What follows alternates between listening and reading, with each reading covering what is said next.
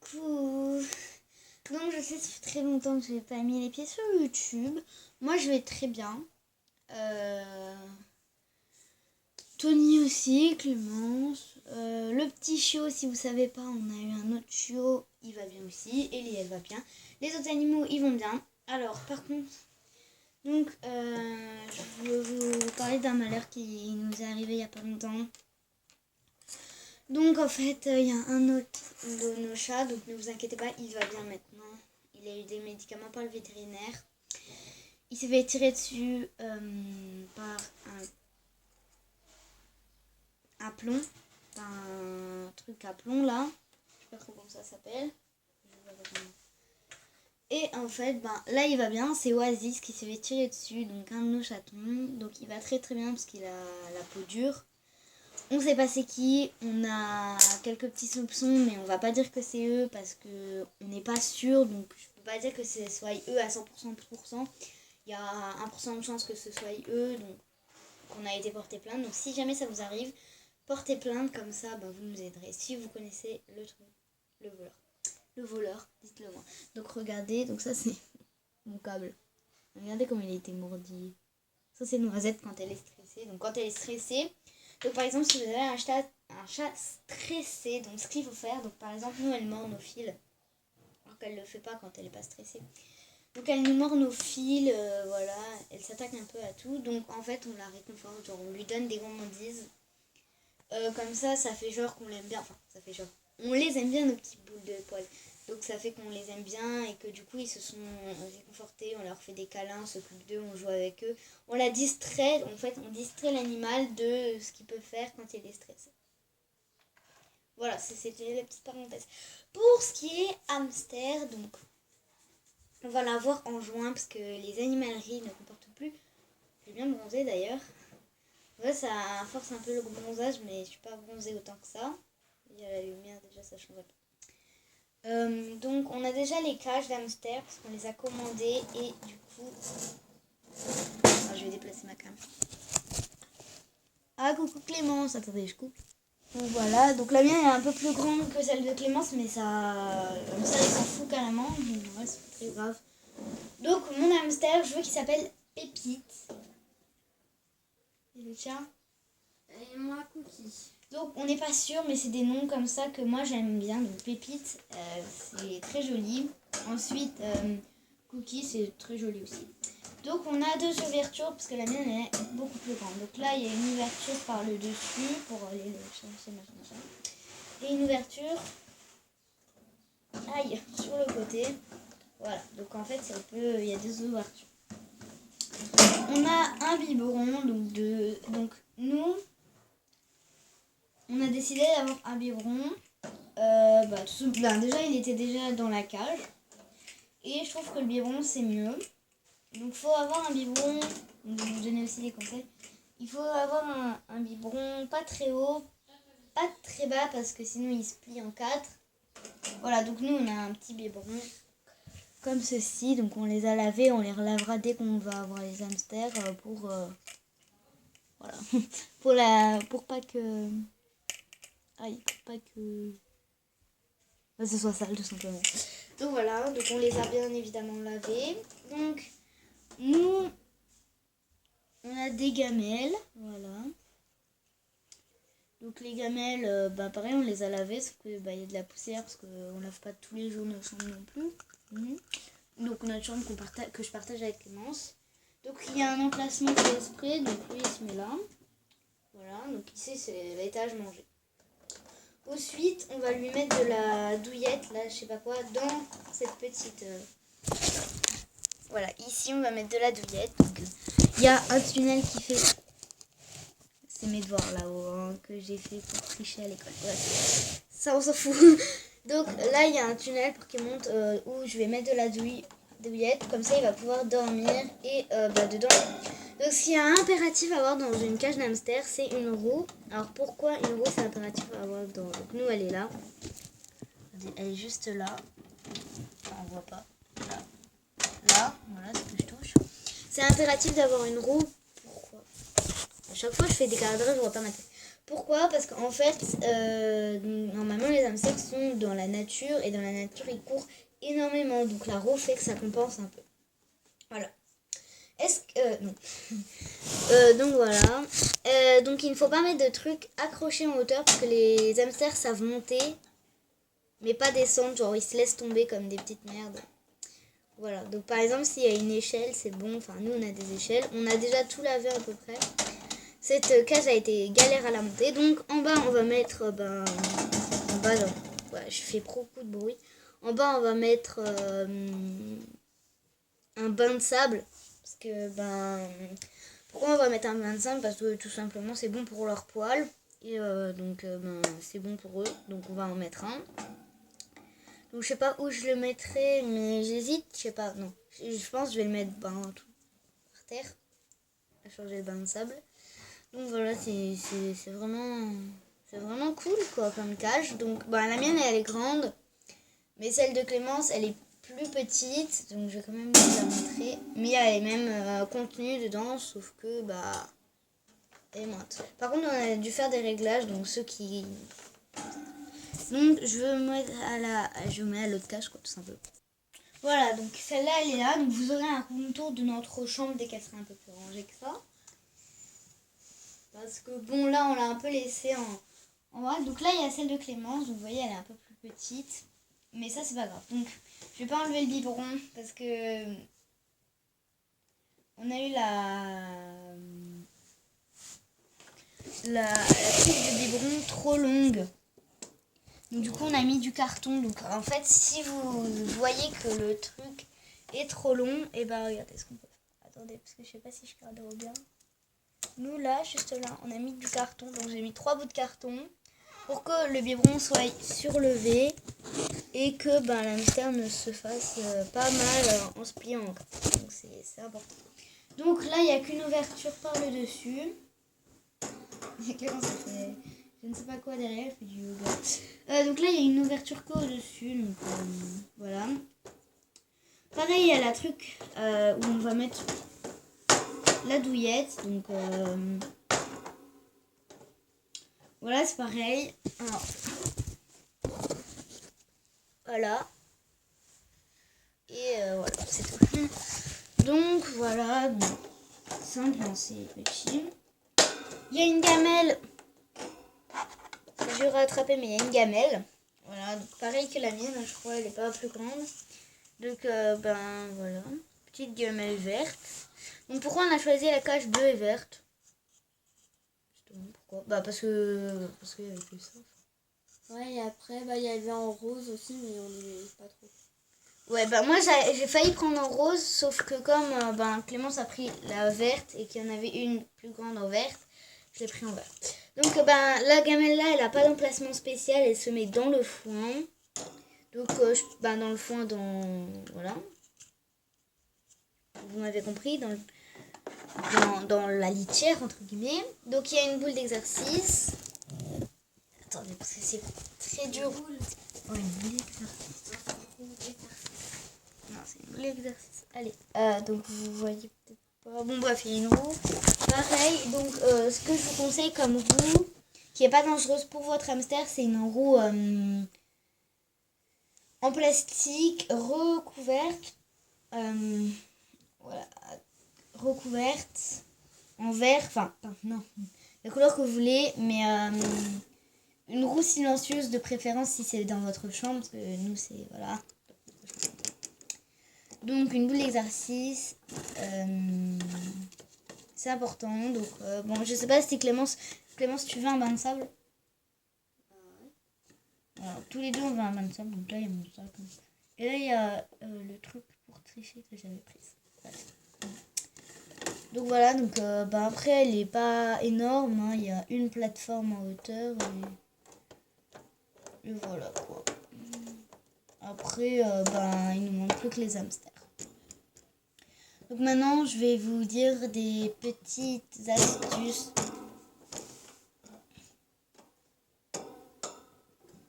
pour vos hamsters.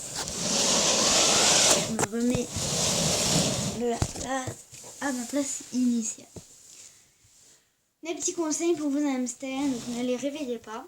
Donc regardez, en fait, nous on a acheté un truc comme ça, Maxiso.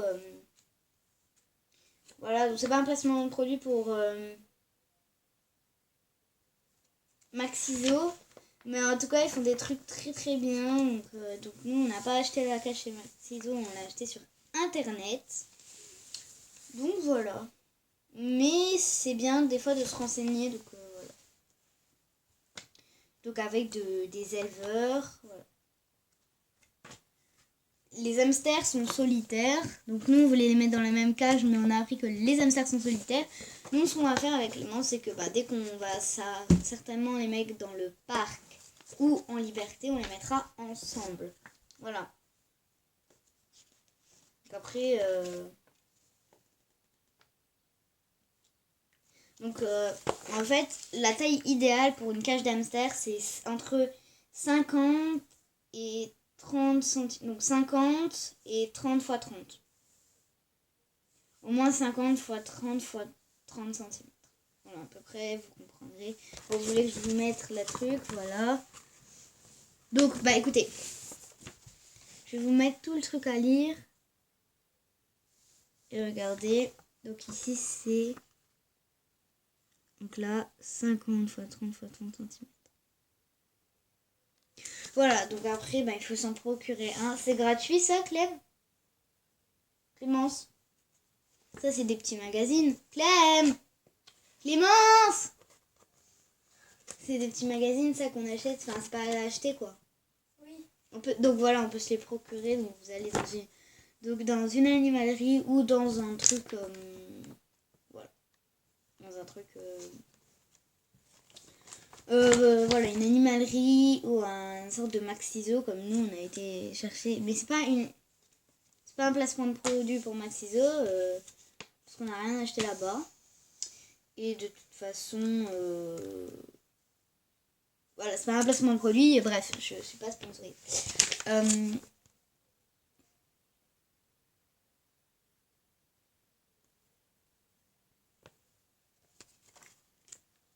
Bon, du coup, je disais, donc voilà, ça c'est un truc à ne pas faire réveiller les hamsters. Donc nous, Clémence, on se couche vers 23h minuit, donc voilà. Mais après, dès qu'on va reprendre le rythme de l'école, donc ça sera vers 22h, je pense, parce que moi je me couche très tard, sauf que je me lève très tôt avec une énergie de dingue. Voilà. Donc voilà. Sachant que si vous voulez prendre un hamster, Olivia, ça va? Ok, d'accord, c'est bon. Si vous voulez prendre un hamster, c'est qu'il faut avoir des responsabilités et ne pas le donner. Donc si par exemple vous sentez pas à apprivoiser votre hamster pour pas qu'il vous morde, ou s'il vous morde, vous allez plus le prendre parce que vous allez plus oser le prendre parce que il vous a mordu, ça vous a fait mal. En fait c'est comme un chat. Un chat ça griffe. Vous voyez, ça griffe, donc ça fait mal certainement. Mon chat m'a déjà griffé, donc je sais ce que ça fait. Donc c'est quand... En fait, c'est pareil pour tous les animaux. Quand on prend un animal... Olivia ne sait plus parler, donc désolé pour vous. Si on prend un animal, c'est pour le garder jusqu'à sa fin de vie. En fait, pas pour le donner ou... Voilà, par exemple, si vous faites des chatons, évidemment, vous allez donner les chatons, enfin, vous donnez les chiens, enfin, vous n'allez pas garder, je sais pas, 18 chatons. Voilà. Quand on fait une reproduction ou une reproduction surprise, c'est sûr que là, c'est un peu plus dur, quoi, vous voyez. Donc voilà, donc on ne réveille pas l'hamster, parce qu'il y a des hamsters, si on les réveille, après ils sont furieux, voilà. Et même c'est vous, comme si on vous réveillait dans la nuit, vous n'êtes pas réveillé, vous êtes un peu agressif. Donc si vous prenez un hamster, vous en occupez, donc vous changez leur cage une fois par semaine, et faut environ... Les hamsters n'aiment pas la saleté, donc il faut au moins laver régulièrement votre pièce. Donc nous, c'est pas trop le cas, on fait pas trop ça. C'est pas Clémence. Non, nous, on n'aime pas trop le ménage. Donc du coup, c'est un peu plus dur pour nous parce qu'on va devoir faire le ménage une fois par semaine. Donc après, c'est l'idéal. En fait, l'idéal, c'est que vous lavez la gamelle. Donc en fait, quand vous... Attends, je dis plein de choses en même temps. Attendez. Aïe. Donc la gamelle où il y aura à manger dedans, vous la rincerez à l'eau chaude. Donc si vous avez des questions sur les hamsters, dites-le en commentaire. Je vais tout faire pour que les commentaires reviennent. Donc bon, après, voilà, parce que moi, je le redis encore une fois, je m'en fous des méchants commentaires. Enfin, voilà, je les laisse passer. Je m'en fous. Donc en fait, je suis plus active sur TikTok, beaucoup plus active sur TikTok, parce qu'en ce moment, ça me manque beaucoup, parce que comme vous savez, je fais de la danse, et je peux plus faire de danse, donc du coup, je me réfugie un peu sur TikTok, et je fais de la danse, quoi. La danse aussi, je fais des challenges et tout. Je vais vous prendre un truc. Bref, voilà. Donc si vous prenez un animal, prenez-le jusqu'au bout. Et c'est pas quand un an, en fait, un mois après avoir eu votre animal, que vous changez plus sa caisse, que vous changez plus sa cage, que vous changez plus son eau, que tout ça, il faut continuer à le caresser. Voilà. Donc voilà. Sinon, nous, on va avoir des dorés, donc des hamsters dorés, c'est à peu près comme ça, voilà, c'est trop mignon. Ou un hamster blanc pour Clémence, mais moi j'en veux un hamster blanc, voilà. Clémence veut un hamster blanc ou un hamster doré, mais moi j'ai un hamster doré qui va s'appeler Pépite. Donc voilà, donc le nom Pépite, c'est pas un nom qui va garder, ça se trouve, si, va garder le nom Pépite, mais si jamais il n'a pas une tête à s'appeler Pépite, je changerai son nom et vous serez au courant vite fait, bien fait. Donc voilà, donc je suis trop contente d'avoir un hamster, donc ça va me faire un nouveau. Donc en fait, l'âge un peu... En fait, vous pouvez pas acheter un hamster à vos enfants. Donc nous, on va avoir un hamster, mais en fait, je vous dis, vous pouvez acheter un hamster, mais il y a des conditions. Donc nous, on a un hamster, parce que ma mère, elle a confiance en moi. Elle a confiance à ce que je nettoie sa cage, ce que je me prenne volontaire à nettoyer sa cage, à le caresser, à bien le faire partout, tout ce qu'il veut. Par exemple, si vous donnez à un enfant qui est pas responsable de ses animaux et qui n'a pas le courage de tout faire. Donc voilà. En fait, je vous explique. Ma mère, elle m'a fait confiance. Pourquoi ? Parce que je lui ai prouvé qu'avec mes autres animaux, genre les chats, je change la caisse. Bon, maintenant, j'ai plus trop de chats. Mes chats, ils sont chez moi et là, je suis pas chez moi. Donc, c'est ma mamie qui change la caisse tous les jours. Donc, c'est plus moi qui m'en occupe. Mais dès que je suis avec eux, je leur redonne à manger. Vous voyez, dès que je suis chez mon père, parce que quand on va chez mon père, bref, on va chez moi, bref, vous comprenez pas, on s'en fout, mais je vais avec mes chats. Donc voilà, donc je fais tout pour qu'ils soient bien. Par exemple, là, on a des chiens, on a 4 chiens. Tous les matins, il faut les sortir, donc il faut s'en occuper. Il faut les gronder quand ils aboient.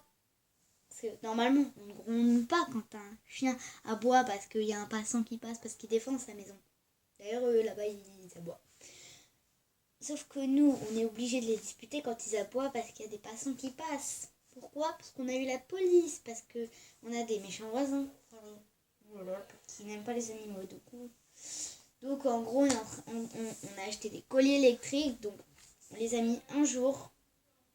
Sauf qu'on les met plus parce que on l'a mis il n'y a pas longtemps. Sauf que nous, on veut pas...